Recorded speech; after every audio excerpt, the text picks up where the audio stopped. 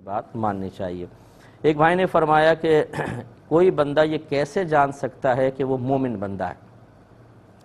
دیکھیں، ایمان کا تعلق ہمارے قلب سے ہوتا ہے اور اسلام کا تعلق ہمارے ظاہر سے ہوتا ہے۔ گویا کہ نبی کریم صلی اللہ علیہ وسلم جو کچھ لے کر آئے، دل سے جب ہم اسے حق اور سچ سمجھتے ہیں، اسی یقین کا نام ایمان ہوتا ہے، اور یہ نظر نہیں آتا۔ میرے دل میں کتنا یقین ہے ان باتوں کا آپ کیسے بتا سکتے ہیں؟ اور اسلام ظاہری عبادت کا نام ہے۔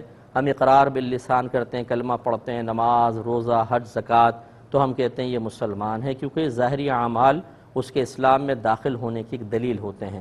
یا ہم اس کو مطلب دلیل بنا سکتے ہیں کہ بھئی یہ مسلمان ہے، کیوں؟ نماز پڑھتا ہے نا، قربانی کرتے ہوئے دیکھا ہے، حج کرتے ہوئے، کلمہ پڑھ رہا تھا۔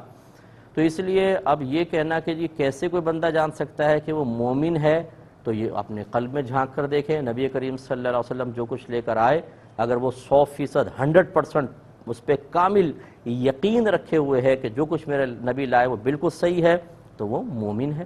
اب یہ کہ ایک ہوتا ہے مومن کامل، اس کے بعد پھر ایک ہوتا ہے کہ کاملیت کی طرف آتا ہے آدمی، مومن کامل جس کو کہتے ہیں۔ اس کے لیے اسے ظاہری طور پہ کچھ ایسے امور اپنانے ہوتے ہیں کہ جس سے وہ کامل کہلاتا ہے، اور یہ حدیثوں میں مختلف مقامات پر مختلف آئے ہیں۔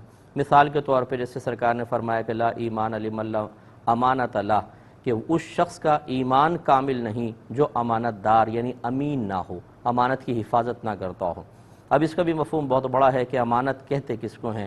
اگر آپ کام کاج کرتے ہیں اس میں مکمل صحیح کام کرنا، یہ بھی امانت ہے، جس میں اگر آپ ڈنڈی ماریں گے تو خیانت کے مرتکب ہوں گے۔ علم سکھانا بھی علم بھی ایک امانت ہوتی ہے۔ اسی طرح کوئی چیز آپ کے پاس رکھتا ہے وہ بھی امانت ہے۔ اسی طرح راز کی حفاظت کرنا، راز بھی ایک امانت ہوتا ہے۔